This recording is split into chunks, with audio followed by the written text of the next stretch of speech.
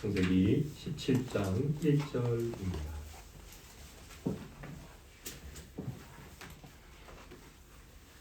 구약성경 20페이지 우리 다 찾으셨으면 복 주신 하나님의 말씀을 읽고 이 말씀을 내가 들었으니 우리 자신이 하나님 앞에 예 알겠습니다라고 고백하는 아멘으로 화답하도록 하겠습니다. 함께 읽고 아멘 하겠습니다.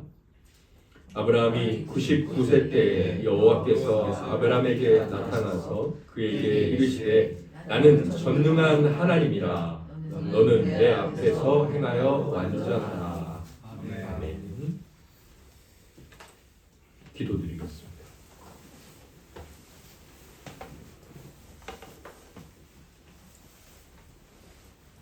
거룩하신 삼위일체의 하나님,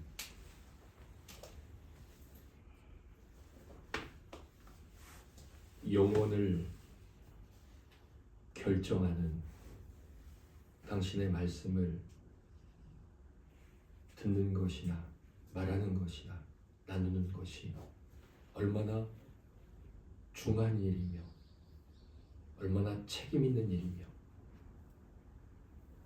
얼마나 긴박한 일이며 얼마나 가치 있는 일이며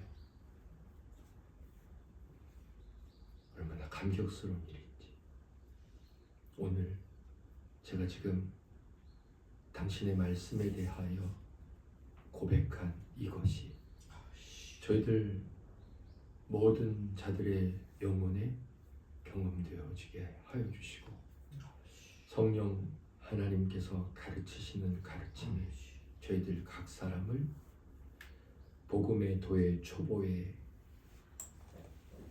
앉아있던 자리에서 완전한 대로 한 걸음 한 걸음 내딛는 자로 변화시켜 주시옵소서. 그리고 오로지 이 모든 일의 결과는 당신의 영광이 드러나게 하옵소서. 우리를 구원하신 예수님 이름으로 감사하며 기도드립니다. 아멘.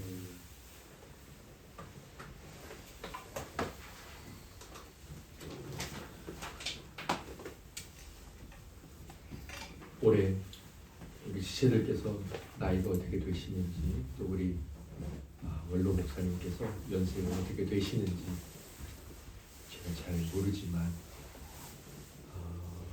여러분들 각자의 나이를 아시죠? 오늘 성경에 보면 아브라함이 99세라고 나오는데 여기에 이렇게 자기를 넣으셔서 저로 예를 들어보겠습니다. 나 정진용은 57세에 지금 올해 57세 여호와께서 나 정진용에게 나타나서 나에게 이르시되 나는 전능한 하나님이라 정진용 너는 내 앞에서 행하여 완전하라. 이렇게 우리가 다 맞지 않아도 괜찮습니다. 그러나 좀 내 영혼이 잘 듣고 하나님께서도 잘 들으실 수 있도록 우리 함께 창세기 17장 1절을 한 번 더 나 서민지는 나 임진규는 그렇게 넣어서 몇 살 생각하셔서 오늘 그렇게 하나님께서 늘 나타나시고 늘 함께 하시지만 오늘 지금 이 자리 2026년 1월 11일 우리들 모두에게 나타나셔서 하시는 말씀입니다. 우리 같이 우리 자신이 이 말씀의 대상임을 고백하며 한 번 더 읽겠습니다. 17장 1절 시작. 나 정진용이 57세 때에 여호와께서 나 정진용에게 나타나서 나에게 이르시되 나는 전능한 하나님이라 너 정진용은 내 앞에서 행하여 완전하라. 아멘. 여러분들은 오늘 하나님께서 여러분들에게 뭐라고 말씀하셨는지 들으셨습니까? 뭐라고 말씀하셨습니까? 뭐라고 말씀하셨나요? 너는 내 앞에서 행하여 완전하라 라고 말씀하셨습니다. 저와 여러분들 모두가 오늘 이 말씀을 들으신 줄 믿습니다. 아멘. 할렐루야. 오늘 말씀의 제목은 아브라함에게서 나온 모든 참된 신자는 믿음과 순종에 있어서 그들의 조상 아브라함을 반사할 것이다. 저와 여러분들이 믿음의 자손이라면 저와 여러분들의 삶 안에는 이 믿음과 순종이 아브라함에게서 나왔던 것처럼 저희들에게서도 삶의 태도에 이렇게 나오고 있다는 말씀입니다. 벨이라는 목사님이 쓰신 책에 나오는 내용인데 저는 청교도 신앙이라는 책에서 읽고 그 글귀를 그대로 발췌해서 오늘 제목으로 삼았습니다.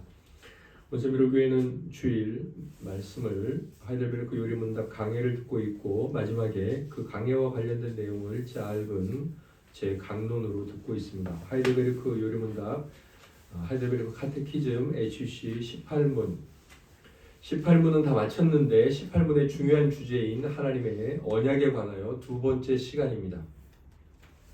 18문을 먼저 읽겠습니다. 제가 질문을 읽고 형제 자매님들께서 답을 읽고 마지막에 아멘하겠습니다.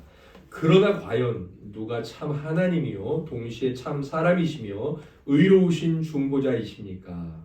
우리 주 예수 그리스도이시니 그는 우리에게 하나님으로부터 오는 지혜와 능력과 거룩함과 물속이 되셨습니다. 아멘. 아멘. 우리 장송도님께서 헌신을 하셔서 이렇게 책을 고르시고 가져오신 책 중에 제가 이렇게 좀 들춰보다가 1세기 교회 이야기라는 책이 있었습니다. 너무 반가웠죠. 그런데 책의 편집이 달랐습니다. 이게 먼저 나온 책이더라고요. 사이즈도 크고 그 안에 있던 그림도 판화가 양쪽에 나와 있는데 너무 마음에 이렇게 감동이 되었습니다. 쭉 훑어보다가 맨 마지막 챕터에 이렇게 되어 있었습니다. 당시에는 그러니까 사실 우리는 사제가 없었다. 아무도 사제가 아니었다. 아무도 제사를 드리거나 하나님 앞에 예배를 드리는 일에 앞장서서 무언가를 하는 자가 아니었다. 하나님께서는 더욱더 예배가 질서 있게 아름답게 드려지기 위해서 때때로 은사들을 주셔서 각 은사에 맞게 섬기게 하셨지 어떤 직책이나 직위로서는 교회에서 높고 낮음이 없게 하셨습니다. 그리스도의 말씀처럼 우리 모두는 형제요 오직 우리의 스승은 한 분이요 우리에게는 영적인 부모님밖에 없습니다. 더군다나 하나님 말씀을 알아가고 배워가고 실천하는 일에는 이거는 목사님에게나 해당되지 나 같은 평신도에게는 해당이 안 돼 이런 일도 없고요. 배워가는 일에 이건 목사님만 열심히 공부해야지 나는 뭐 굳이 그런 공부 내용도 없습니다. 그래서 오늘 함께 비록 연약한 저를 통해서 하나님께서 가르치는 것 같으나 사실은 그렇지 않고 성령께서 가르치는 일에 우리 모두가 배움에 우리의 전 신체를 이렇게 드림으로써 함께 겸손히 참여하겠습니다. 그래서 우리 성도님들께서 대답을 잘 해주시고 기록을 하시고 모르거나 혹시 육신이 좀 피곤해서 연약함 가운데 졸음에 떨어지는 지체들이 있다면 적극적으로 그 옆에 가셔서 앉아주시고 일깨워주시고 가르쳐주시고 손을 붙들어 써주시는 그런 적극적인 사랑을 실천하셔야 합니다. 그것이 지체를 사랑하는 길이고 잠에 떨어졌던 크리스찬 철로역정의 주인공처럼 후회하지 않는 길을 만들어주는 큰 사랑입니다. 하나님의 언약에 관하여 우리는 4가지 주제를 배울 것이라고 말했고 앞에서 2가지 주제를 배웠고 그리고 오늘 이제 2가지 주제를 배우고 다음 주부터 복음에 관하여로 넘어갑니다. 아니 도대체 이 언약이 그렇다면 어디에 있습니까? 이러한 사실 4가지 사실이 어디에서 우리는 발견할 수 있습니까? 하이델베르크 요리문답은 이제 앞에 있는 내용이 뒤에 있는 내용과 계속 꼬리에 꼬리를 물고 이어진다고 되어 있다고 그랬죠? 예. 그래서 우리는 이 언약에 관하여 복음에서 합니다. 드디어 하이델베르크 요리문답 19장에 그 위대한 복음이 등장하게 됩니다. 자, 아무튼 오늘 18문을 4가지 주제로 살펴보는데 지난주에 우리가 내용을 한번 생각해 보겠습니다. 성도님들께서 대답을 큰 목소리로 해주시기 바랍니다. 대답을 안 해주시는 분은 틀린 것이고 무엇이든 대답을 하면 그것은 제 생각에는 틀렸다고 생각하지 않습니다. 자, 먼저 언약이 뭐냐 그랬을 때 우리는 이렇게 성경에 근거해서 결론을 내렸는데, 중보자는 하나님과 사람 등 서로 어긋나 있는 양편을 뭐뭐 시키는 자인데, 뭐뭐 시키는 자입니까? 두 글자. 너무 잘하셨습니다. 제가 우리 성도님들께 박수 쳐드리고 싶습니다. 우리 서민지 성도님을 비롯해서 큰 몫으로 잘 대답하셨습니다. 화해시키는 자인데, 이 화해를 성경에서는 두 글자로 뭐뭐라고 부른다. 뭐뭐라고 부를까요? 너무 잘하셨습니다. 이 화해, 중보자를 통한 화해를 언약이라고 부른다 그랬습니다. 그리고 성경에서는 이 언약을 두 글자로 이것이라고도 부른다 그랬습니다. 언약도 자음 초성이 이응이응인데 이것도 우연의 일치긴 하나 한글로 보면 자음 초성이 이응이응입니다. 자, 죽은 사람이 죽으면서 마지막으로 자기가 원하는 것을 살아있는 자들에게 남기는 글, 이걸 뭐라고 할까요? 언약은 다른 말로 성경에서 뭐라고 부른다? 너무 잘하셨습니다. 우리 세물교회 성도님들 잘하십니다. 그래서 유언은 제가 지어낸 말이 아니고 성경에 나와 있죠. 그러면 하나님의 언약을 왜 유언이라고, 죽은 사람이 남기는 유언이라고 부르는가? 왜 그런다 그랬습니까? 그 유언이 효력이 있으려면 실제로 그 글을 남긴 자가 죽어야 되는데 누가 죽었다 살아나셨다고요? 중보자. 우리 진규 성도님이 100% 정확한 대답을 하셨어요. 그리스도라고 해도 되지만 유언이라는 것, 언약이라는 것은 그것을 남긴 직분자, 그러니까 지금 이것을 화해시키는 직책으로 말할 때 그리스도는 중보자라고 말하는 게 가장 정확한 대답입니다. 네, 미국의 훌륭한 대학교, 네덜란드의 훌륭한 대학교, 남아프리카 공화국의 훌륭한 신학교가 있습니다. 거기에 다녀온 사람들이 딱 대답할 때 이렇게 대답합니다. 우리 임진규 성도님처럼. 네, 중보자는 언약이고 언약은 유언이라고도 부르고 이 유언은 왜 그러느냐? 그것은 중보자가 죽었기 때문에. 네, 더 이상 성경적으로 신학적으로 이 위대한 하나님의 축복을 선포할 정답은 없어요. 뭐 칼빈이든 루터든 한국의 훌륭한 신학자든 너무 훌륭합니다.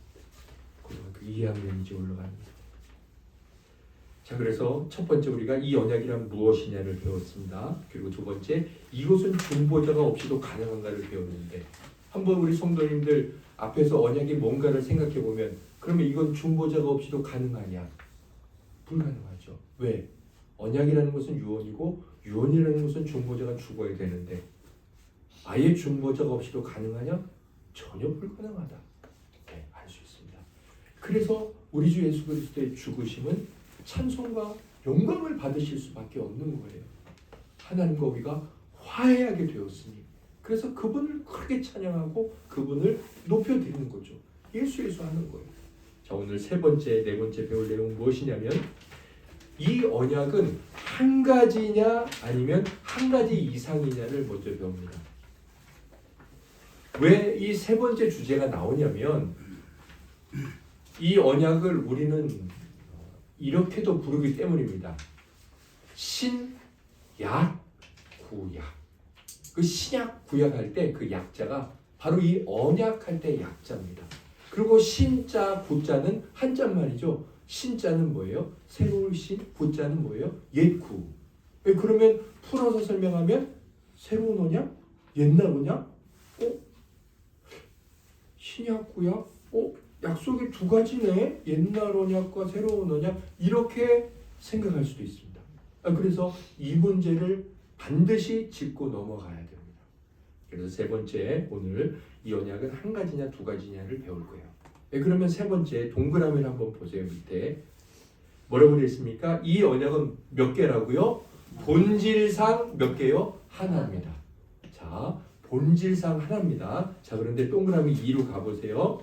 그러나 성경은 뭐라고 말하냐면 형식과 운영에 있어서 그 언약을 실행하는 방식, 운영한다는 거. 사업장을 어떻게 운영할 거냐. 그 운영에 있어서 그리고 그 형식에 있어서는 약속의 형식에 있어서는 두 가지가 있다 라고 말씀합니다. 그러면 두 가지 언약, 무슨 언약이겠어요? 무슨 언약과 무슨 언약. 한 글자 동그라미. 자, 앞에는 무슨 언약이 들어갈까요? 너무 잘하셨습니다. 옛 언약과 그 다음에 새 언약. 자, 이렇게 세 번째, 이 언약은 한 가지냐 아니면 한 가지 이상이냐. 그랬을 때 우리는 본질상 하나요? 양식과 형식과 운영에 있어서는 둘이라고 말할 수 있다. 그러나 이걸 하나로 말해라. 언약은 몇 개? 그러면 우리는 당연히 몇 개라고 말해야 됩니까? 하나. 자, 이거는 성도님들, 제가 그러면 조금 우리가 그동안 배워온 성령께서 가르쳐준 지식을 한번 응용해서 대답해 보시길 바랍니다. 이 언약은 하나다. 이것을 우리가 아주 중요하게 붙들어야 하는 이유가 뭘까요? 어떤 분이 한 분이라고 이거는 증명하는 주장일까요? 너무 잘하셨어요, 임진성. 중보자가 한 분이에요. 자, 중보자가 한 분이라는 것은 그 중보자의 이름이 뭐죠? 예수 그리스도. 자, 그러면 그 예수 그리스도가 화해시키는 일, 그분 말고는 없다, 그 얘기예요. 그 얘기는 뭘까요? 신약에서도 중보자 일을 한 분은 누구다? 예수 그리스도다. 자, 또 하나, 구약에서도 그 일을 한 분은 누구다? 예수 그리스도다. 자, 그럼 문제가 생기죠? 뭔 문제가 생겨요? 구약에는 예수님이 계셔요, 안 계셔요? 안 계신 듯 보이잖아요.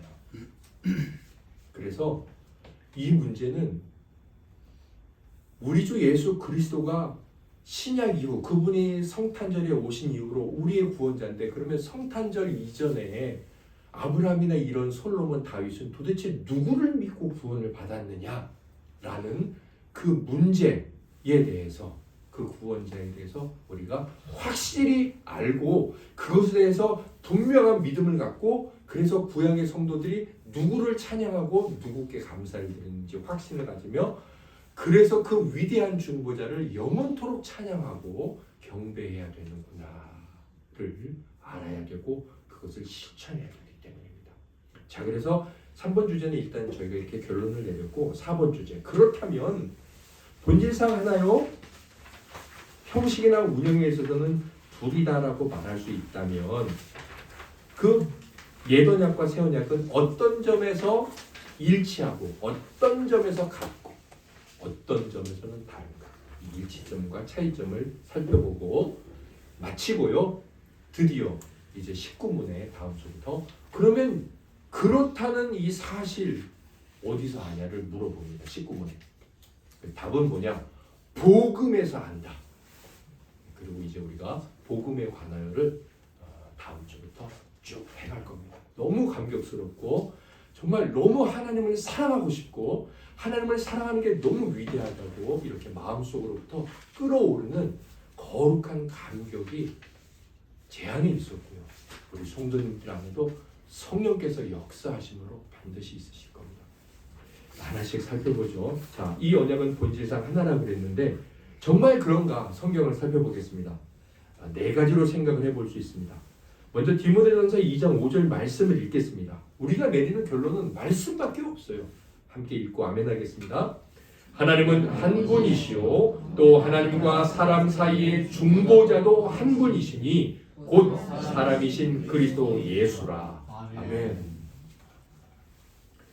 그래서 A에 이렇게 적을 수 있는데요. 제가 힌트를 드리자면 괄호가 4개 나오지만 여기 4개에 들어갈 것은 글자 수는 다르지만 다 한 가지 종류의 글자예요. 자, 적어보겠습니다. 말씀해 보시겠습니다. 하나님도 너무 잘하십니다. 한 분이시고 하나님과 사람 사이의 중보자도 예수 그리스도 한 분이면 너무 잘하십니다. 그 다음에 화목의 길도 너무 잘하십니다. 하나요. 믿음도 하나요.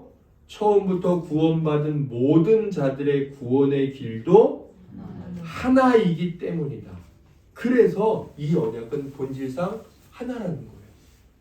네. 구원의 길 다른 말로 하면 중보자가 열어주신 길, 하나님의 약속, 다 하나라는 거죠. 왜 하나라고 생각해? 그러면 디모데전서 2장 5절을 봐. 너무 중요한 말씀이에요. 아주 유명한 우리가 이 교리, 중보자 교리에서 핵심적으로 것들 딤, 이오 기억하시고요. 자, 그러면 우리는 이런 결론을 내려야 돼요. 먼저 성경 말씀을 읽어볼게요. 히브리서 13장 8절 읽겠습니다. 시작. 예수 그리스도는 어제나 오늘이나 영원토록 동일하시니라. 아멘. 자, 예수 그리스도는 시간적으로 동일하시다. 여러 의미가 있습니다. 이분은 영원하신 하나님이기 때문에 영원이라는 건 긴 시간이 아니에요. 영원토록 널 사랑해. 그건 내가 오래도록 사랑할게 이렇게 생각하는 사람은 조금 굉장히 1차원적인 이해죠. 영원토록 사랑해 이건 뭐냐면 내 사랑은 변함이 없을 거야. 그게 영원이에요. 그게 하나님에 대한 영원의 의미예요. 근데 그렇게 이제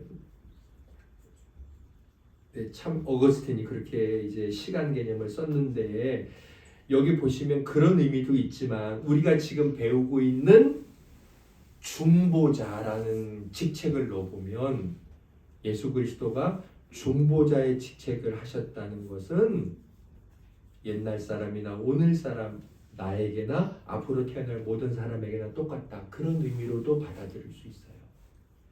결국 우리는 이 말씀을 보면서 B 그 위에 그러므로 A 그러므로 고대의 선조들이라고 해서 아담 할아버지, 하와 할아버지, 셋 할아버지, 아브라함 할아버지 우리와 우리 임진우 성도님 아주 잘했습니다. 다른 방법으로 구원받은 것이 아니다. 그 사람들 양 잡아서 하나님께 제물 드렸어요. 그러면 그 양 때문에 구원받은 거냐? 아니에요. 자, 우리 어떻게 구원받습니까? 아주 유명한 어린 시절 찬양 있죠? 금으로도 못 가요. 돈으로도 못 가요. 잘생겨도 못 가요. 그 다음에 후렴에서 뭐라고 말합니까? 믿음으로 가는 나라 하나님 나라. 자, 여기서 믿음이란 뭐예요? 뭘 믿는 거예요? 중보자의 대속의 은혜. 다른 말로 하나님의 언약. 다른 말로 중보자의 유언을 믿는 거예요.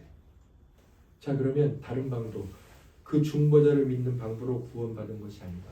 예수 그리스도, 그들도 다 예수 그리스도 믿었다는 거예요. 예수 그리스도. 아담도 예수 그리스도를 믿었어요. 모세도 믿었어요. 여호수아도 믿었어요. 솔로몬도 믿었어요. 삼손도 믿었어요. 저희랑 똑같은 분을 믿었어요.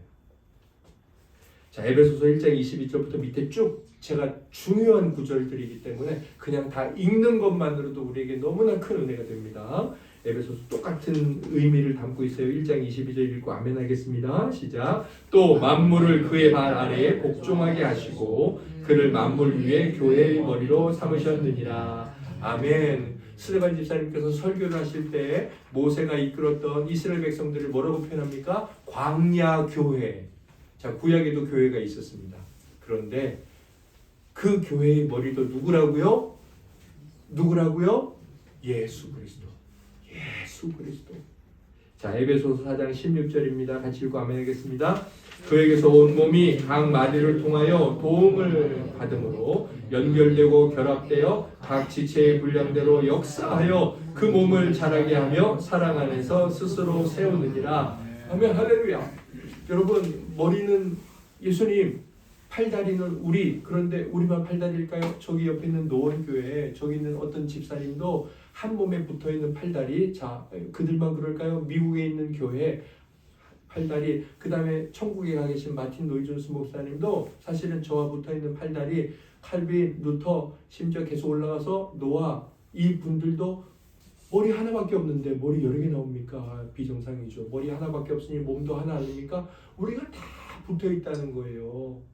그래서 온 몸, 결국 구약에 있는 성도들, 앞으로 태어날 모든 자들이 다 예수 그리스도를 중보자로 축복을 누립니다.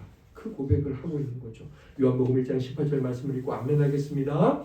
본래 하나님을 본 사람이 없으되 아버지 품속에 있는 독생하신 하나님이 나타내셨느니라. 네, 구약에 있는 하나님을 통해 구원 얻은 사람들도 독생자 예수 그리스도를 통해서 구원받은 것이라는 거예요. 사도행전 4장 12절 말씀입니다. 다른 이로서는 구원을 받을 수 없나니 천하 사람 중에 구원을 받을 만한 다른 이름을 우리에게 주신 일이 없음이라 하였더라. 아멘. 이것은 1차적으로 많은 이단들을 향해서 할 수 있는 말씀이죠. 그 다음에는 구약에 있는 성도들, 태어날 성도들 모든 사람들을 다 찾아봐라. 하나님 나라에 갈 수 있는 자격 누구를 통해서 얻을 수 있느냐? 예수 그리스도밖에 없다. 하나님은 그 이름 말고 구원의 통로를 열어주신 적이 없다. 분명히 말씀하고 있죠. 마태복음 11장 27절도 읽겠습니다. 내 아버지께서 모든 것을 내게 주셨으니 아버지 외에는 아들을 아는 자가 없고 아들과 또 아들의 소원대로 계시를 받는 자 외에는 아버지를 아는 자가 없느니라. 아멘. 아브라함이 하나님을 잘 알았죠. 하나님 말씀에 순종했죠. 어떻게 알았을까요? 아들을 통해서 알았어요. 요한복음 14장 6절입니다. 예수께서 이르시되 내가 곧 길이요 진리요 생명이니 나로 말미암지 않고는 아버지께로 올 자가 없느니라. 아멘. 같은 말씀이죠. 누가복음 10장 24절 말씀입니다. 내가 너희에게 말하노니 많은 선지자와 임금이 너희가 보는 바를 보고자 하였으되 보지 못하였으며 너희가 듣는 바를 듣고자 하였으되 듣지 못하였느니라. 아멘. 이 누가복음 10장 24절 말씀은 밑에 있는 요한복음 8장 56절 말씀인데 제가 우리 성도님들에게 한번 여쭤보겠습니다. 아시는 대로 대답을 하세요. 요한복음 8장 56절 읽겠습니다. 시작. 너희 조상 아브라함은 나의 볼 때 볼 것을 즐거워하다가 보고 기뻐하였느니라. 아멘. 자, 성도님들 잘 보세요. 예수님께서 지금 이제 많은 사람들에게 말씀을 하시는데 뭐라고 말씀하십니까? 누가복음 10장 24절을 먼저 보면 많은 선지자와 임금들, 이 사람들은 그 당시 이제 이스라엘 사람들에게 하나님의 선지자와 임금들은 이스라엘 나라밖에는 없었잖아요. 주변 나라에는 없었다고요. 그래서 그 구약에 있는 선지자들을 말하는데 그 사람들이 너희가 보고 싶은 것을 보고 싶어 했다 그랬는데 여기서 너희가 보고 싶어 하는 것을 보고 싶어 했다는 이 너희가 보는 것은 뭘 말하는 걸까요?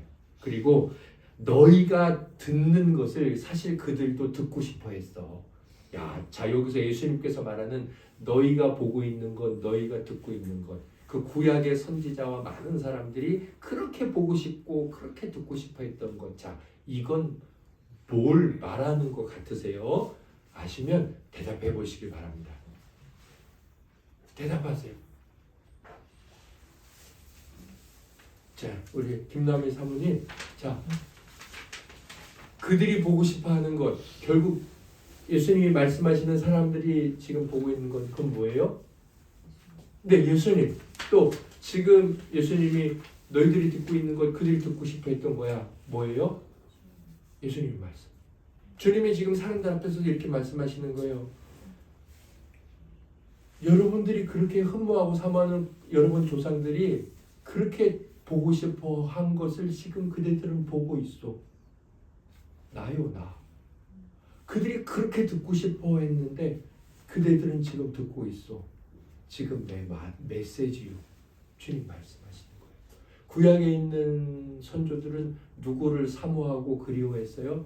오 메시아의 오시옵소서. 오 구원자의 오시옵소서. 그래서 그분이 오셨죠? 예수 그리스도예요.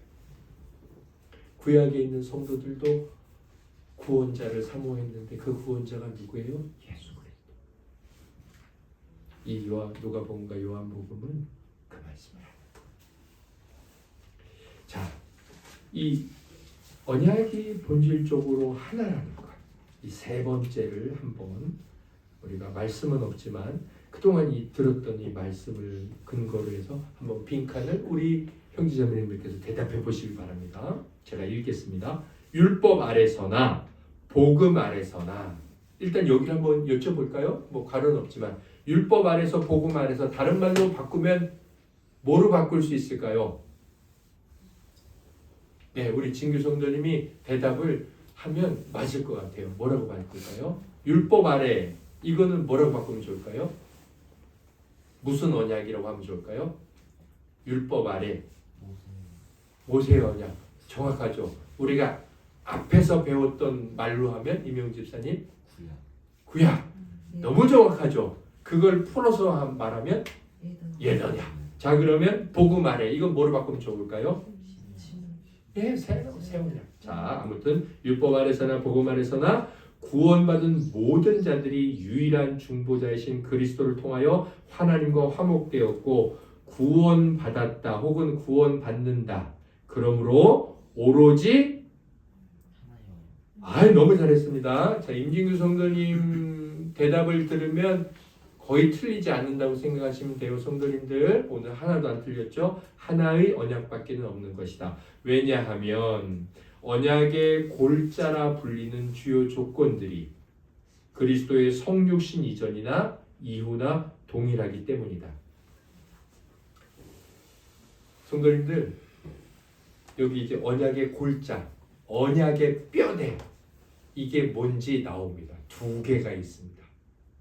오늘 말씀의 제목에도 나오고 너무 중요해서 언약의 뼈대 그게 옛언약이나 새언약이나 같아요. 그래서도 중보자는 한 분이다. 자 그러면 D 나오네요. 언약의 골자가 뭐냐? 언약의 뼈대. 구약에서나 신약에서나 아까 C에서는 율법 아래서나 복음 아래서나 이렇게 했는데 우리는 어떻게 써도 다 이해해요. 구약에서나 신약에서나 하나님께서는 뭐뭐하고 뭐뭐하는 자들에게 죄 씻음을 약속하시며 사람들은 하나님을 믿는 무엇을 시행하며 자기들의 죄를 뭐뭐할 것을 약속한다. 자 여기 이제 언약은 양편이 약속을 하는 거잖아요. 그래서 앞에 있는 부분은 하나님의 약속, 뒤에 있는 건 사람의 약속을 말하는 건데 두 개가 똑같아요. 하나님도 이거 해라 말씀하셨고 우리도 이거 하겠습니다 말했는데 그래서 두 개가 똑같은데 순서는 바꿔요. 하나님은 뭐뭐하고 뭐뭐하는 자들에게 그래 죄 씻어주게 약속하셨고 사람은 그래서 하나님이 약속한 그대로 똑같이 뭐뭐하고 뭐뭐하는 근데 하나님의 약속을 앞뒤가 이제 바뀌는데 뭘까요? 두 글자씩입니다. 자 먼저 제가 읽을 테니까 대답을 해보세요. 구약에서나 신약에서나 하나님께서는 네 우리 장영호 성도님이 잘 첫 글자만 크게 대답하셨어요. 뭐뭐하고 회개하고 그 다음에 뭐뭐하는 자들에게 네 잘하셨어요. 아무튼 대답을 하셨으니까 잘하셨습니다. 회개하고 뭐뭐하는 자들 우리 정은혜 집사님 우리 교회 유일한 여자 집사님 크게 대답해 주세요. 뭐뭐하는 자들 네, 자 그러면 우리 괄호 안에 넣어서 구약에서나 신약에서나 하나님께서는 어떤 자들에게 죄 씻어주겠다 구원 약속을 하셨냐면 회개하고 믿는 자들에게 죄 씻음을 약속하시며 그럼 사람들은 하나님을 믿는 믿음을 시행하며 자기들의 죄를 뭐뭐할 것을 약속한다? 회개 똑같아요. 회개할 것을. 네, 하나님이 보증서에 첫째 믿고 회개하고 믿어 그래 주셨잖아요. 그래서 우리도 똑같아요. 우리가 거기다가 그분이 약속의 주인이거든요. 밑에 나와요. 약속의 주인이 이렇게 했는데 집주인이 보증서에다가 싫어요. 나는 다른 약속 쓸래. 그럴 수는 없어요. 조건은 부동산 계약할 때도 뭐라고 해야 돼요? 우리도 똑같이 그러면 우리는 믿고 회개하겠다. 이제 사실 순서는 회개하고 믿고가 맞아요. 주인이 약속. 그런데 이제 여기 이렇게 이제 교리상으로 써놨는데 순서가 바뀐 것은 중요한 일은 절대로 아닙니다. 아무튼 이 언약, 우리 언약 그동안 잘 알아왔는데 언약의 골자, 언약의 핵심 요소가 뭐예요? 두 가지 뭐예요? 회개와 믿음. 다시 한번 중요하니까 하나님과 우리의 언약, 중보자의 효과를 얻을 수 있는 길. 예수님이 써놓으신 유언장의 핵심 두 가지는 뭘까요? 회개와 믿음. 너무 중요하죠. 이거밖에 없습니다. 이거밖에 없습니다. 너무 중요하죠. 이게 언약의 골자. 제가 오늘 이 자리에서 이제 주님 앞에 예배를 시작하기 전에 기도를 드리고 오늘 이제 말씀을 전할 내용을 다시 한번 제가 이렇게 읽어보고 또 이렇게 펜으로 표시를 하면서 다 하고 나서 기도를 드리는데 제 마음에 우리 성도님들 교리를 배우면서 참 딱딱하고 힘드실 텐데 그래도 너무 은혜가 되고 이게 흔들리지 않는 신앙을 만들어 줄 텐데 그 기도를 딱 드리면서 하나님 도와주세요 하는데 제가 이제 칼빈의 기독교 강요 우리 장영호 성도님도 칼빈 이 선생의 글을 이렇게 써주시는데 자주 칼빈의 기독교 강요 중에 3권에 교회의 권징이 있습니다. 교회는 권징을 잘 시행해야 돼요. 권징 뭔지 아십니까? 권면. 집사님 왜 그렇게 사십니까? 목사님이 딱 불러놓고 함께 권면 사랑으로 자기도 죄인이니까 겸손히 그 다음에 권면 말고 하나가 더 있는데 징계 앞으로 3개월간 수찬 정지하십시오. 성찬식에 참여하지 못하고 회개하는 심령으로 가만히 앉아있는 거예요. 칼빈 선생님이 이 교회의 권징을 뭐라고 표현하셨냐면 교회의 권징은 질서 있는 바른 권징의 시행은 주님의 몸, 이 교회의 뼈대와 같다. 지금 이 시대에 들어서 그 칼빈 시대입니다. 지금 이 시대 들어서 교회는 권징을 하지 않는다. 사람의 눈치를 본다. 왜? 감히 내가 11조도 5만 원이나 하는데 나를 잘라? 고작 성도 5명밖에 안 되는데 우리 다른 교회 가자. 우리 나가면 목사 하나밖에 안 남잖아. 4명 다 우리 식구인데 나가버려요. 자, 그래서 목회자들이 권징을 안 해요. 그래서 어떻게 될까요? 권징을 하면 목사 한 사람밖에 안 남았지만 교회는 그러니까 참 교회, 보이지 않는 불가시적 교회는 아주 건강하고 교회다워지죠. 그러나 권징을 하지 않아. 그래서 가시적 교회인 눈으로 보기엔 교회는 사람이 많아. 헌금도 들어와. 교회 재정 풍부해. 그러나 어떤 교회? 라오디게아 교회. 병든 교회. 살았으나 죽은 교회. 이름은 있으나 유명무실한 교회. 그 생각이 딱 나는 겁니다. 아, 그렇구나. 왜 갑자기 이 생각이 났지? 우리 성도님들을 교리로 세우면 건강하게 잘 받쳐주는 뼈대와 같은 그러면서 제가 이제 칼빈 선생님의 말씀이 생각이 났는데 그러다가 제가 교리 때문에 기도드리고 있었잖아요. 제 마음에 제 생각 같아요. 교리는 그 뼈의 근육이다. 뼈만 있으면 안 되잖아요. 사람이 뼈만 있으면 잘 안 씁니다. 근육이 붙어야 됩니다. 아, 그래서 좋다. 너무 좋다. 아, 그리고 제가 다른 근육도 운동해요. 이제 나이 먹으면 근육이 빠지니까. 근데 요즘 제가 허벅지 근육은 꼭 합니다. 아! 교리가 뭐냐? 영혼의 허벅지 근육이다. 내 몸중심을 잡아주고 이 허벅지 근육은 일본에서 연금과 바꾸지 않는다고 저희 아버지께서 제게 전화를 드렸더니 우리 아버지가 다니엘 너 허벅지 근육 등산도 잘하고 해야 된다. 그거 일본 사람들은 연금하고도 안 바꾼대. 그래서 저 아들 걱정을 해주시는데 성도님들 이게 뭔지 아십니까? 이 교리가 여러분의 영혼의 허벅지 근육 아시겠죠? 허벅지 근육은 치매도 예방합니다. 네, 허벅지 근육이 여러분 신앙을 잘 세워주시고 허벅지 근육이 탄탄해가지고 다른 데는 비실비실한데 천국문을 딱 열고 우리 주님이 아들아 어서 와라 내 딸아 어서 와라 할 때 막 씩씩하게 그래서 주께서 손 붙들어 주시고 저 힘없냐 내가 업어줄게. 네, 요단강도 번쩍번쩍 건너갈 수 있는 줄 믿습니다. 아멘. 할렐루야. 자, 그러면 두 번째로 그러나 본질상 하나나 운영과 형식에서는 두 가지라 그랬는데 옛언약과 새언약 정말 그러냐? 우리 주님이 말씀하셨습니다. 여러 곳 있지만 마태복음 13장 52절 확실한 말씀을 하셨는데 함께 읽고 아멘 하겠습니다. 예수께서 이르시되 그러므로 천국에 제자된 서기관마다 마치 새 것과 옛 것을 그 곳간에서 내오는 집주인과 같으니라. 아멘 할렐루야. 서기관은 뭐 하는 사람이냐면 이스라엘 사람들에게 이 선생 노릇을 하는 사람 혹은 기록물, 역사 기록을 하는 이런 일들을 했던 사람, 어떤 교육가, 종교 교육가라고 할 수 있는데 참된 서기관은 옛 것과 새 것을 내온다. 이게 참 여러 의미로 해석할 수 있는 부분인데요. 이렇게도 해석할 수 있습니다.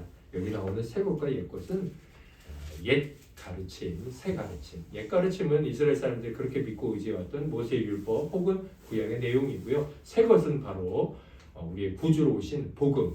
그 옛 언약의 완성이신 이제 구주.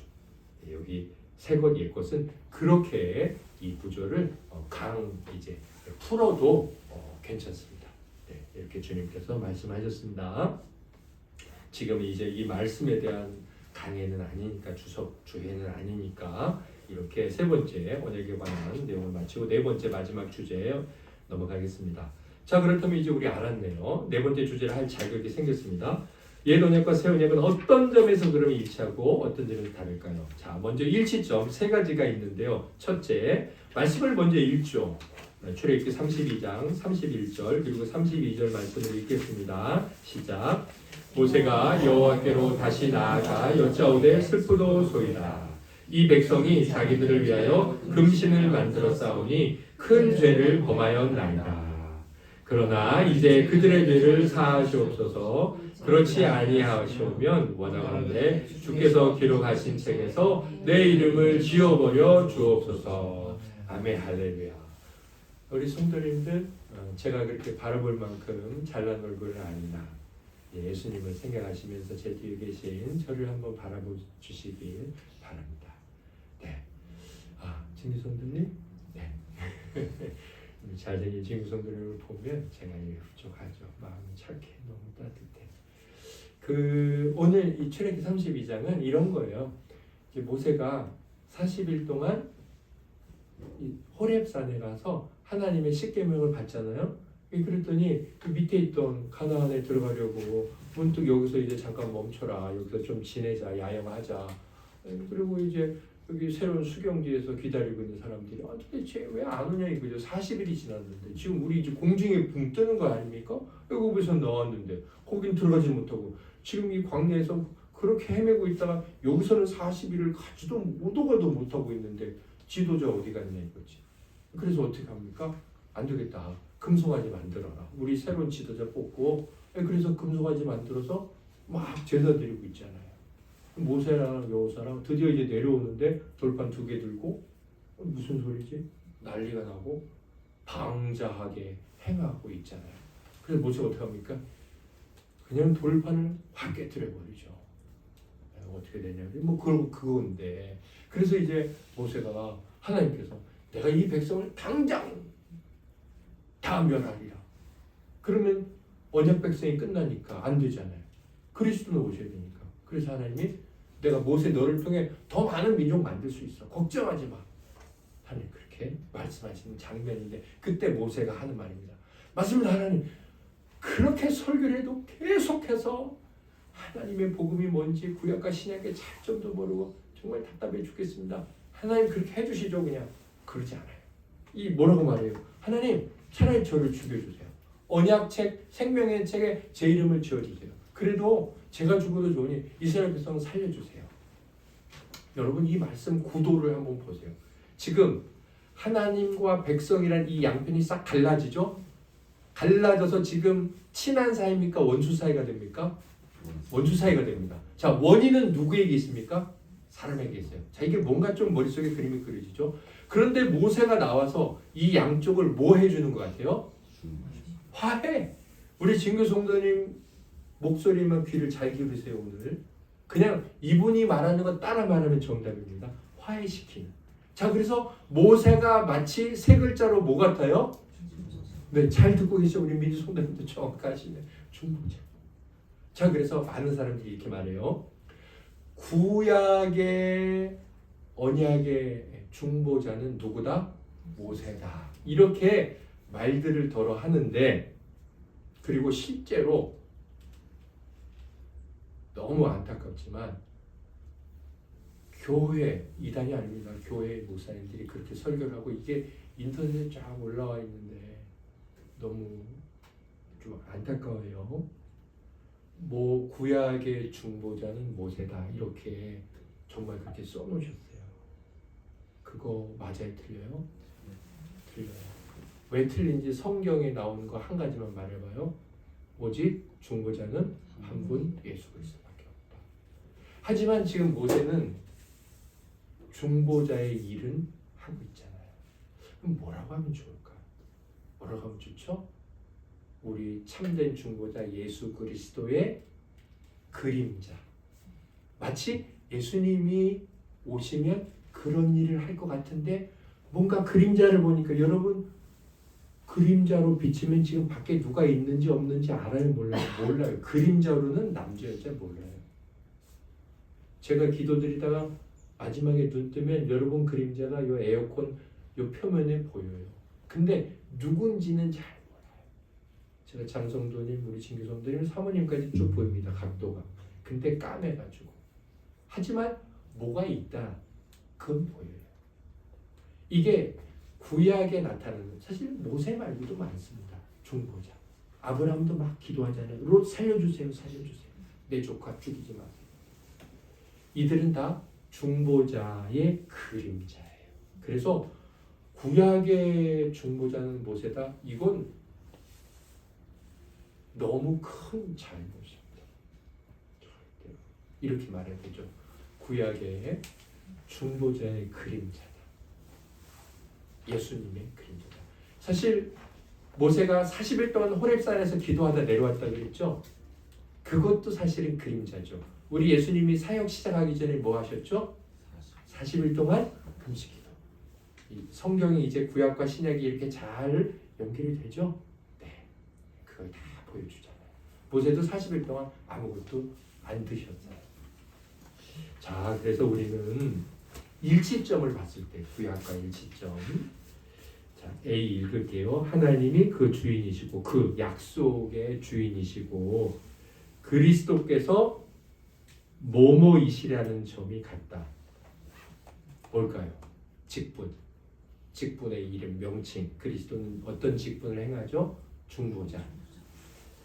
구약의 모세는 중보자가 아니라 중보자의 역할을 하는데, 아무튼 그 약속의 주인 하나님 같죠? 여기도 모세도 여호와께 나가는데 하나님이잖아요. 약속의 주인 신약이나 구약이나 같고, 또 그리스도께서 중보자시라는 점이 같다는 거예요.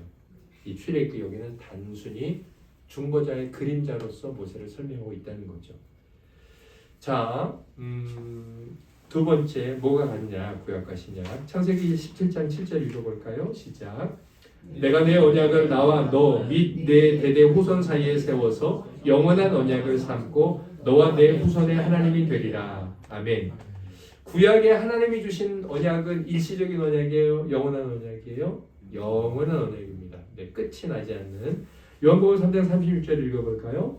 아들을 믿는 자에게는 영생이 있고 아들에게 순종하지 아니하는 자는 영생을 보지 못하고 도리어 하나님의 진노가 그 위에 머물러 있느니라. 아멘. 저와 여러분이 그리스도라는 중보자를 통해서 하나님과 약속한 것 믿고 회개할 때 주시는 하나님의 축복은 잠깐 이 땅에서 누리는 거예요? 영원히 누리는 거예요? 영원히 누리는 거. 사도행전 15장 11절에 이렇게 되어 있죠. 같이 읽겠습니다. 그러나 우리는 그들이 우리와 동일하게 주 예수의 은혜로 구원받는 줄을 믿노라 하니라. 아멘. 뭔가 이 말씀을 보면서 구약이나 신약이나 은혜에 대한 약속이 같다는 걸 알 수 있습니다. 그렇죠? 그래서 이렇게 적으면 돼요. 그리스도를 믿는 자들에게 값없이 한 글자 뭐 씻음과, 자 뭐를 씻어주죠? 네, 이명수 선생님 너무 잘하십니다. 죄 씻음과 무엇을 주실 것, 두 글자. 죄를 씻고, 네, 우리 임민규 성도님 뭐 크게 해주세요. 영생. 죄 씻음과 영생을 주실 것이 약속되어 있습니다. 구약에서도 축복이 이거예요. 모세, 솔로몬에게 주신 축복, 하나님 우리 아들에게 솔로몬에 주신 축복과 같은 축복을 주세요, 이렇게 기도하는 엄마가 계십니까? 저는 좀 안타깝다고 생각돼요. 많은 돈을 주세요. 좋은 집을 주세요. 아니, 너무 안타깝다고 생각해요. 하나님의 약속은 구약이나 신약이나 똑같아요. 그러면 구약의 솔로몬에게 주신 진짜 약속은 뭘까요? 죄를 씻어 주시는 것이고요. 영생이에요. 그걸 주세요. 이렇게 기도해야 돼요. 네, 우리의 신앙은 그래서 이렇게 바른 성경 그리고 성경에 근거한 바른 교리를 바르게 알게 되었을 때 정말 바른 기도를 드릴 수 있고 자녀에게 바른 축복을 할 수 있고 바른 소망을 가질 수 있습니다. 인생의 바른 비전을. 네, 뒤에 그래서 이 약속은 내 언약가 안에서 살았던 자손들에게나 우리에게나 공통적입니다. 그런데 이렇게 구약에는 우리가 생각하는 우리가 좋아하는 그런 복받은 사람들이 많고 우리는 왜 그 복을 좋아할까요? 지경을 넓혀주세요. 왜 그런 복을 좋아할까요? 그건 이제 차이점에서 나옵니다. 한 가지 더 공통점을 보죠. 창세기 15장 6절 읽겠습니다. 아브라함이 여호와를 믿으니 여호와께서 이를 그의 의로 여기시고 창세기 17장 1절입니다. 아브라함이 99세 때에 여호와께서 아브라함에게 나타나서 그에게 이르시되 나는 전능한 하나님이라 너는 내 앞에서 행하여 완전하라. 아멘. 오늘 말씀이죠. 창세기 22장 말씀까지 읽겠습니다. 여호와께서 이르시되 내 아들 내 사랑하는 독자 이삭을 데리고 모리아 땅으로 가서 내가 네게 일러준 한 산 거기서 그를 번제로 드리라. 아브라함이 아침에 일찍이 일어나 나귀의 안장을 지우고 두 종과 그의 아들 이삭을 데리고 번제에 쓸 나무를 쪼개어 가지고 떠나 하나님이 자기에게 일러주신 곳으로 가더니 아멘. 자, 여러분 잘 보세요. 하나님이 이제 아브라함하고 약속을 합니다. 너 이렇게 하면 내가 축복해 줄게. 자, 그래서 하나님 먼저 믿어라 말씀하시죠. 15장 6절. 그 다음에 17장 1절 오늘 말씀 뭐라 그럽니까? 완전하게 행동해. 완전하게 행동하는 게 뭘까요? 22장에 나오죠. 순종해. 자, 하나님이 아브라함에게 약속을 주시면서 두 가지 명령하셨어요. 뭐예요? 믿어. 그 다음에 뭐예요? 순종해. 자, 이게 아까 뭐라 그랬죠? 언약의 두 골자. 자, 그런데 신약 마가복음 1장 15절에 뭐라고 되어 있을까요? 시작. 이르시되 때가 찼고 하나님의 나라가 가까웠으니 회개하고 복음을 믿으라 하시더라. 아멘. 예수님 새 언약이 오셔서 본질의 언약 오셔서 두 가지를 말씀하셨는데 뭐라 그랬어요? 회개하고 믿어라. 자, 회개는 다른 말로 뭐라고 하면 좋을까요? 회개는 순종이에요. 하나님 말씀대로 살지 않았은 것을 그게 죄니까 죄를 용서하고 그리고 이제는 성령에 따라서 하나님 말씀에 순종하며 살겠습니다. 회개는 이제 그 안에 다 들어있으니까 회개는 순종이라고 바꿔 쓸 수 있어요. 제가 지금 창세기 아브라함의 예와 마가복음 예수님이 처음에 오셔서 전하신 복음을 두 가지를 들었는데 이 두 가지서 말하고 있는 게 똑같아요. 뭐예요? 믿음과 순종이죠. 그래서 구약과 신약, 옛 언약과 새 언약의 일치점 세 번째는 우리 자신들과 관련된 조건이 같다는 거죠. 그래서 매 언약마다 이 두 언약에 하나님께서는 사람들에게 무엇과 무엇을 요구하신다. 무엇과 믿음과 순종을 요구하신다. 이 점이 같다는 겁니다. 자, 그러면 차이점은 무엇일까요? 하나씩 살펴보죠. 창세기 12장 6절 7절을 읽겠습니다. 아브라함이 그 땅을 지나 세겜 땅 모래의 상수리 나무에 이르니 그때 가나안 사람이 그 땅에 거주하였더라. 여호와께서 아브라함에게 나타나 이르시되 내가 이 땅을 네 자손에게 주리라 하신지라. 자기에게 나타나신 여호와께 그가 그곳에서 제단을 쌓고. 아멘. 하나님께서 아브라함에게 이제 너 고향 땅 떠나 그래서 이제 데리고 가신 곳이 이 가나안이라는 지역이 있는데 그곳에 뭐 집도 절도 없죠. 근데 이제 살아라 그랬는데 거기서 아내가 죽고 뭐 정작 거기 땅 이제 소유로 갖지도 못했어요. 나중에 이제 아내의 무덤 그 정도만 갖게 되죠. 근데 어떻게 이제 그 땅의 소유자가 되냐면 정작 이제 팔려갔다가 기근이 들어서 애굽에 갔다가 다시 이제 돌아오죠. 많은 백성을 이끌고 요셉 때문에 갔다가 돌아오는데 다시 살게 된 곳이 가나안 땅이고 하나님이 이제 그 땅을 약속하죠. 갖지도 않고 죽을 때도 땅도 없었는데 아내의 무덤자리밖에. 마태복음 16장 18절 언약이 같다 그랬잖아요. 구약이나 신약이나. 아브라함에게 이 땅 약속을 하시잖아요. 근데 신약은 무슨 약속을 하실까요? 시작. 또 내가 네게 이르노니 너는 베드로라. 내가 이 반석 위에 내 교회를 세우리니 음부의 권세가 이기지 못하리라. 아멘. 언약의 공통점이 그렇게 있지만 다른 점이 뭐냐면 옛 언약은 일시적인 약속이에요. 이 땅은 일시적이잖아요. 가나안 땅. 지금 이제 팔레스타인 지방 그건 일시적이죠. 뭐 영원히 갖지 못하잖아요. 아브라함도 죽었잖아요. 일시적인 약속이고 새 언약은 일반적인 약속이에요. 여러분 일반적인 약속이 뭔가 일시적인 약속과 반대 개념 같지 않죠. 근데 반대 개념입니다. 원래 우리 이렇게 생각하잖아요. 일시적인 약속 그럼 반대로 영원한 약속 이렇게 생각해야 되는데 일반적이다 그랬을 때 이 일반적이라는 의미가 옛날 사람이나 오늘 사람이나 그러니까 원시인이나 현대인이나 또 미래인이나 밥을 먹는 건 일반적이야. 이럴 때 일반적이야. 똑같다는 겁니다. 모든 사람이 다 똑같아. 너나 나나 일반이야. 부자나 가난한 사람이나 하루 3끼 먹는 건 피차 일반이야. 그때 이제 일반이죠. 모두에게 다 해당이 된다는 겁니다. 아시겠죠? 그런 차이점이 있습니다. 두 번째 어떤 차이점일까요? 히브리서 11장 39절과 40절 읽게요. 아멘 하겠습니다. 이 사람들은 다 믿음으로 말미암아 증거를 받았으나 약속된 것을 받지 못하였으니 이는 하나님이 우리를 위하여 더 좋은 것을 예비하셨은즉 우리가 아니면 그들로 온전함을 이루지 못하게 하려 하심이라. 아멘.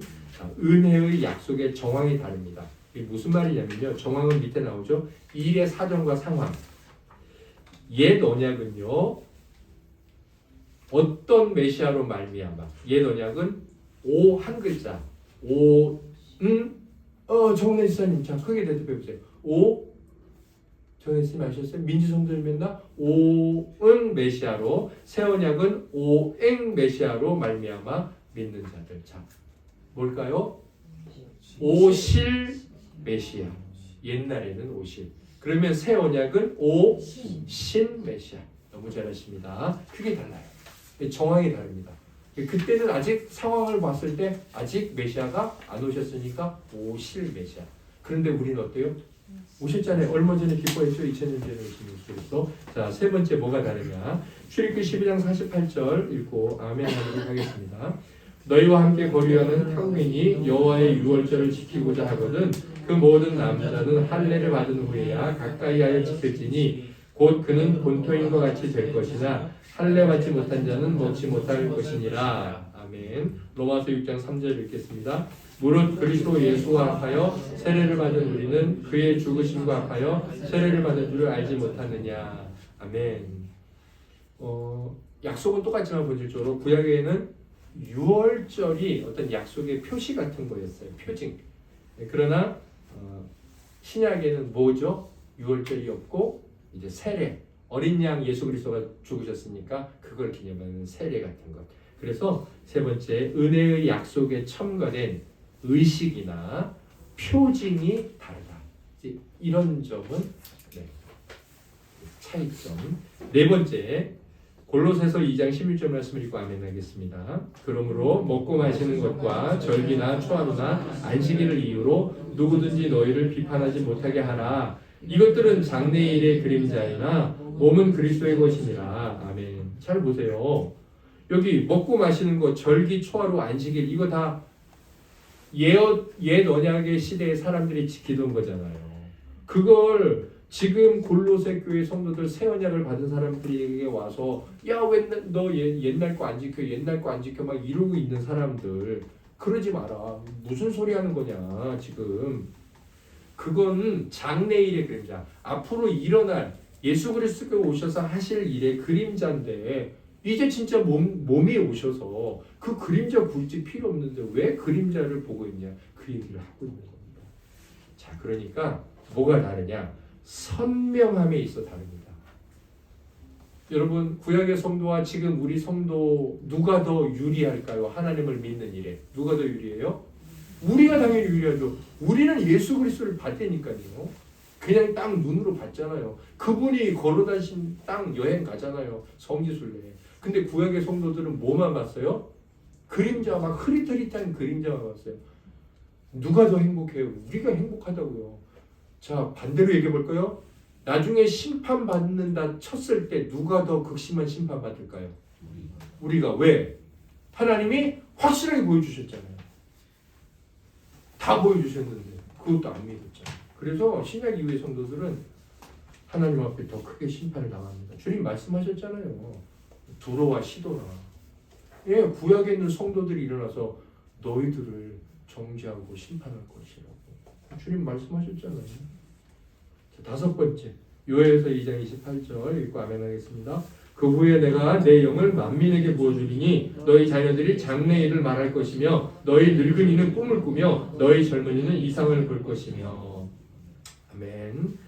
자, 구약에는 성령님이 이제 몇몇 사람들에게만 임하기도 했습니다. 그러나 신약은 모든 자들에게. 그래서 언약이 주는 은사들이 다르다. 은사들이 다르다. 옛 언약 하에서는 제한적이고 적었습니다. 제한적이었어요. 그리고 적었어요. 은사의 수, 양이, 폭이 적었습니다. 그러나 지금 이 시대 새 언약 하에서는 크고 기름 부어지도록 차고 넘치도록 임합니다. 우리가 더 좋다니까요. 그럴 수밖에 없죠. 중보자가 직접 오셨다가 가셨기 때문에 그럴 수밖에 없어요. 자, 그 다음에 이제 F, 그 지속 기간이 다릅니다. 그러니까 옛 언약을 생각해 보세요. 옛 언약은 언제까지일까요? 뭐가 오시기까지일까요? 메시아가 오시기까지. 옛 언약은 그래서 그때 딱 끝나는 겁니다. 세례 요한의 때까지.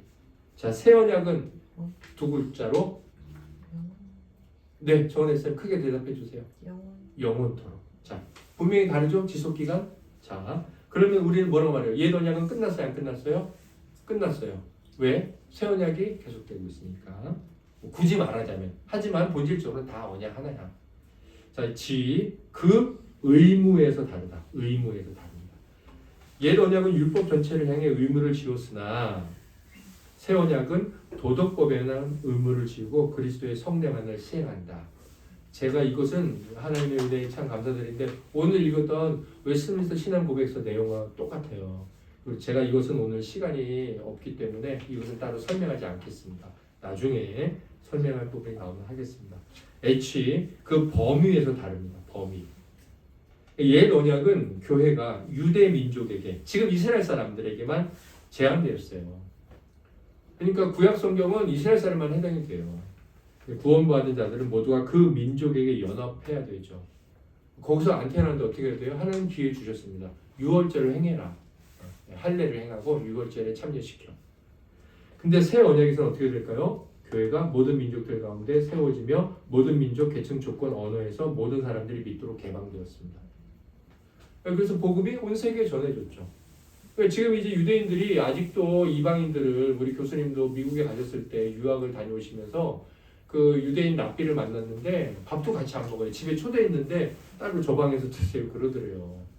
그러면서 그 사람들은 아직도, 여러분 뭐 지금 뭐 이스라엘 사람들, 팔레스타인에 살고 있는 사람들이 우리를 뭐라고 생각하냐면 지옥의 불쏘시개. 이게 장작불 때울 때 이렇게 나무떼기 하나 들고 이렇게 때우는 거 있잖아요. 불쏘시개. 우리 불쏘시개로 생각합니다.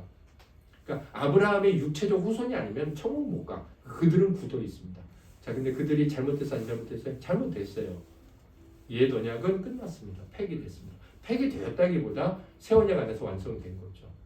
그래서 유대인들은 유대인의 신앙을 갖고 있다면 구원을 못 얻습니다. 구원을 못 얻는 정도가 아니라 그리스도를 십자가에 못 박고 예수님의 말씀대로 민족이 2000년 동안 흩어졌죠. 그 성경의 예언을 그들이 신약을 부인하고 있는데 회개하고 하나님 앞에 엎드려야 되죠. 우리가 오늘 말씀을 통해서 함께 하나님 앞에 겸손히 귀걸이해야 되고 우리가 결단해야 될 것이 있는데 누가복음 5장 3절, 제가 이제 5년 전에 묵상했던 말씀인데요. 누가복음 5장 3절 4절을 먼저 읽어보겠습니다. 예수께서 한 배에 오르시니 그 배는 시몬의 배라. 육지에서 조금 떼기를 청하시고 앉으사 배에서 무리를 가르치시더니 말씀을 마치시고 시몬에게 이르시되 깊은 데로 가서 그물을 내려 고기를 잡으라. 아멘. 제가 이날로 이 말씀을 묵상하는데 주님이 이제 바닷가에서 설교를 하고 계십니다. 여러분 바닷가에 가보시면 아시겠지만 바닷가 위에서 사람들이 물가에 있는 게 아니라 예수님이 바닷가 모래에 있고 사람들은 이 모래사장에 쭉 몰려 있는 거예요. 근데 사람들이 점점 많이 옵니다. 어떻게 해야 되겠어요? 예수님이 좀 멀리 가셔야 되겠죠. 근데 더 이상 가면 안 되잖아요.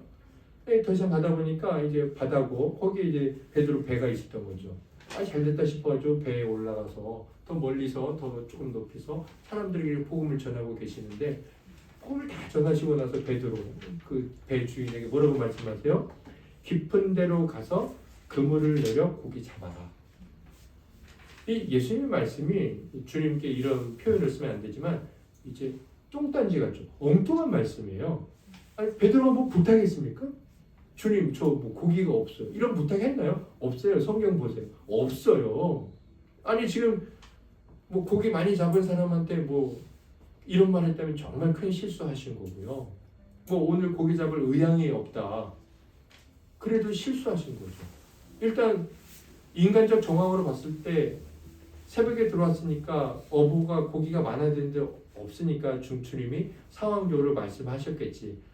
그렇게 이해를 한다면 말씀의 전체 맥락을 다 아시는 거고 어떤 상황적 이해로 그렇게 생각하는 거다라고 저도 받아는 드려요.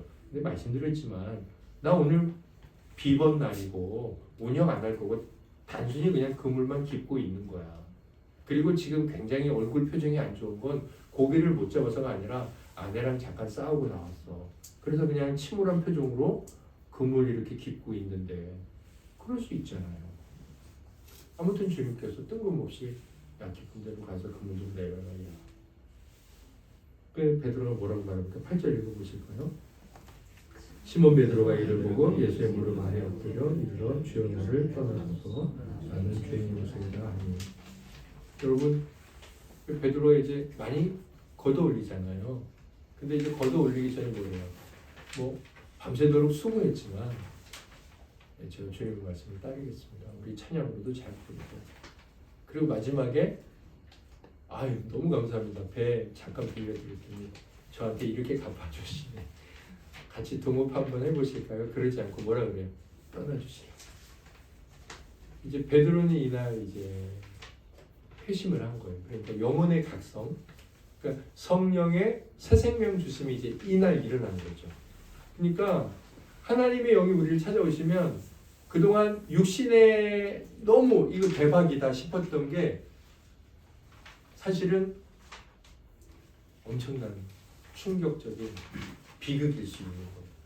육신적으로 보면 대박인데 이거 팔아서 이제 한 달, 두 달은 아침에 늦잠 자도 되는데 오히려 주님을 떠나라 그런단 말입니다.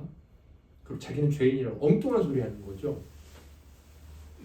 이날 이제 회심을 한 거예요. 그리고 사실 베드로가 할 말이 아닌데 한다. 그러면 분명히 이 사람 안에 뭔가 큰 충격적 사건이 있었던 거죠. 그거죠.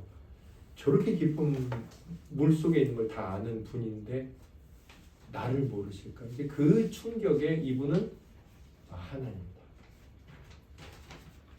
저는 이제 이 말씀을 보고 제가 이때 이런 고백을 했어요. 제가 초록색 글씨로 써놨죠. 말씀에 아무런 조건 없이 베드로가 이제 그 고백을 하거든요. 아무런 조건 없이 온전히 순종하기 전까지 어떤 의미에서 우리는 주님의 참된 신자가 아니다. 여러분 참된 신자 아닙니다. 제가 왜 이렇게 말했을까요? 베드로의 8절 고백 때문이에요. 베드로는 이날 진짜 회심한 거예요. 주님을 알았는지 몰랐는지 다른 복음서에 그 제자들을 부르는 그 장면에서 어떤 식으로 표현되어 있든 저는 이것만이 참된 신자라고 생각해요. 나는 죄인이고 당신은 나를 구원할 분이고 나는 감히 당신 앞에 설 수 없다. 이 죄의 고백. 아까 하나님의 약속은 믿음과 순종이잖아요. 회개와 순종. 참된 회심이 일어나는 게 참 신자 아닙니까? 근데 참된 신자 어떤 면에서 순종이 없다? 참된 신자가 아니라고.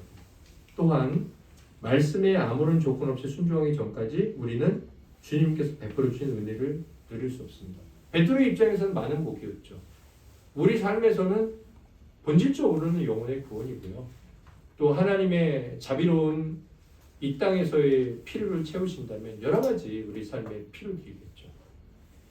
이게 이제 제가 그날 묵상한 내용이었습니다. 여러분 하나님과의 그 언약의 골자 믿음과 순종이라고 말했는데 그 골자가 없이 그 언약이 우리에게 이루어질 것이라고 믿는 그 허망하고 거짓된 믿음을 갖고 있습니까? 여러분은 천국을 등지고 걸어가고 있는 겁니다. 아무리 열심히 달려도 가장 빠르게 지옥으로 떨어지는 길로 가고 있는 겁니다. 만일 언약에 대해서 그런 상태라면 저와 여러분의 믿음과 순종, 다른 말로 회개와 믿음이 어떠한지 점검하는 것이 바로 천국을 향해서 우리의 방향을 틀어놓는 것입니다. 그래서 제가 다이아몬드에 이렇게 제목을 정했습니다. 말씀에 아무런 조건 없이 순종하기 전까지 어떤 의미에서 우리는 참 신자가 아니다. 오늘 제가 예배 초청 문자에도 우리 성도님들께 써놨지만 하나님의 예정 선택은 우리가 뭐 특별하고 대단한 사람이라고 선포하는 것이 아니고 하나님의 주권자 되심을 선포하는 것이다. 칼빈이 이런 말을 했습니다. 우리가 하나님의 말씀에 아무런 조건 없이 순종하는 것, 그래서 그분께 참된 영광과 존귀를 올려드리는 것, 이것이 아니라면 우리의 순종은 잘못되고 거짓되는 것이다. 우리의 순종은 우리의 유익이나 구원을 위해서 되어져야 하는 것이 아니라 하나님의 영광과 주권을 위해서 되어져야 하는 것이라는 겁니다. 제가 뭐 좀 이제 한국 교계에서도 유명하시고 그 셰퍼 박사님의 이제 제자이시기도 하시고 그분이 저희들 신대원에서 실천 신화를 가르쳤습니다.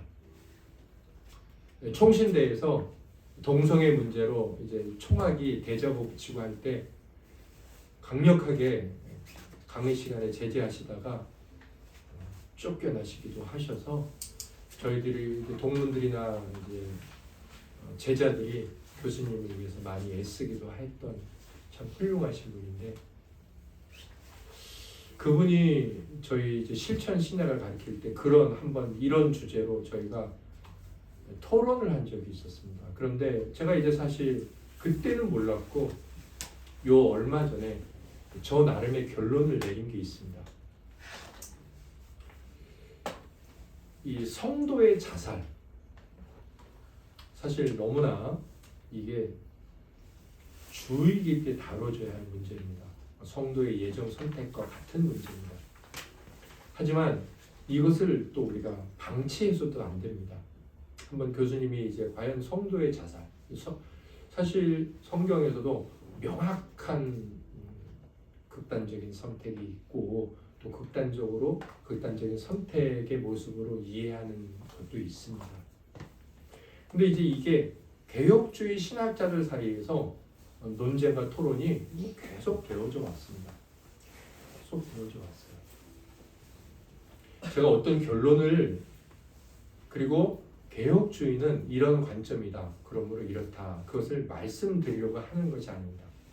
그리고 저는 한동안 당연히 저는 그런 신학과 신앙을 가지고 있으니까 그 관점대로 정말 말씀을 드려야 될 때만 주의를 해서 말씀을 드렸습니다. 그런데 저는 하나님의 은혜라고 생각하고 생각이 분명히 바뀌었다고 생각하고 저는 이 생각을 아주 확신하며 이대로 가르칠 것이고 제가 오늘 그래서 시작을 합니다. 댓글도 안 달죠. 댓글 창을 아예 없애잖아요. 인터넷에서도 그런 극단적인 사건은. 저는 하나님 앞에서 우리가 이 문제를 이런 답으로 대답해야 한다고 확신합니다. 하나님을 아주 잘 믿는 분들이 모여서 그 문제에 대해 토론을 하고 있습니다. 토론의 핵심이 뭐냐면 이거예요. 항상 이겁니다. 과연 그 사람이 그러면 천국에 갔을 것이냐? 우리는 어떻게 생각해야 되냐?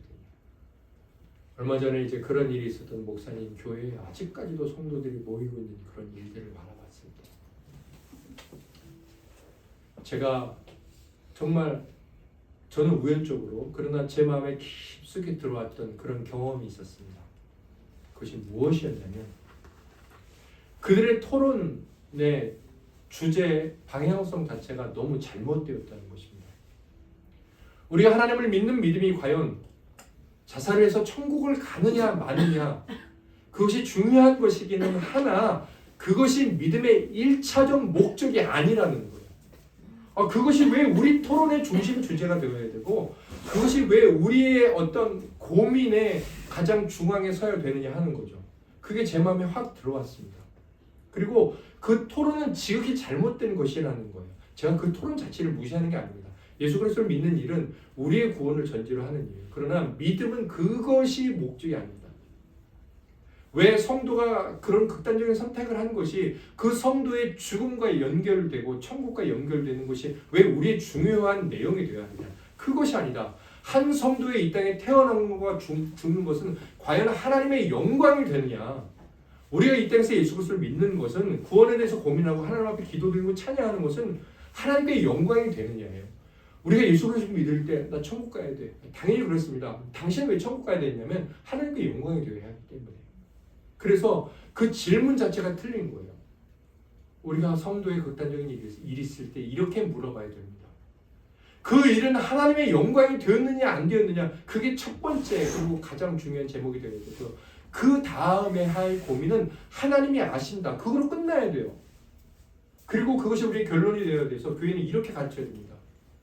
여러분의 그런 생각이 드실 때 과연 그것이 하나님께 영광이 되겠습니까?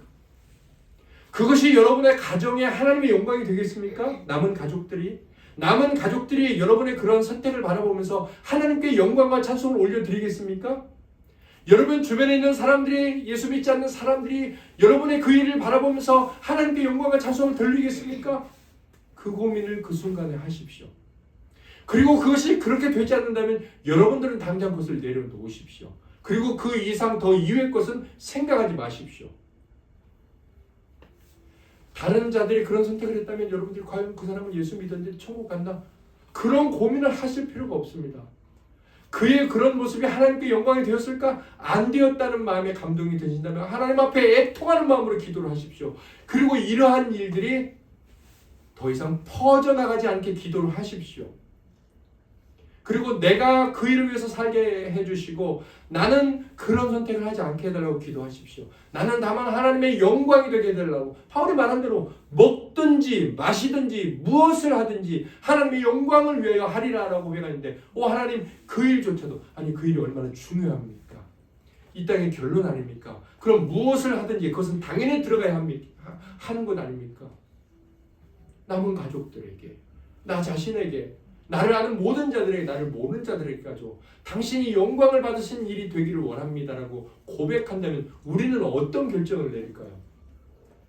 저는 그래서 훌륭하신 우리 신학자들께서 그런 토론을 벌이고 그런 예비 목사 후보생들을 데리고 그 목회 현장에서 어떻게 치열하게 하나님의 바른 진리를 가르칠 것인가라는 그 고민 앞에서 저는 저 나름대로 부족하고 연약하고 학식이 짧고 하나님을 믿는 믿음이 너무 부족하고 저도 여러 면에서 연약한 자이지만 제가 그것 하나만큼은 저 스스로 결론을 내고 하나님 앞에 참 감사를 드렸습니다.